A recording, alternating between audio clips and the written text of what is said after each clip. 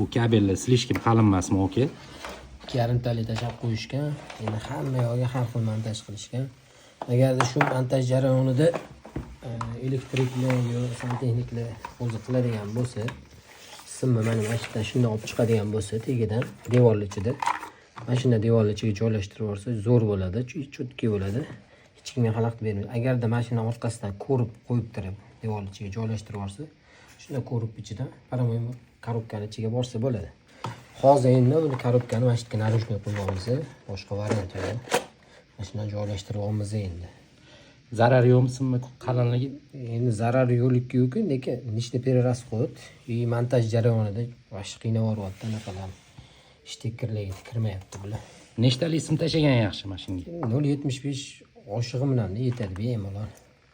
Betda ham chiroyli turar ekan, oka. Imini bo'tga qo'yish shart emas shekil. Chiroyli turadi-yu, lekin bu yerda slivnoylarimiz bor.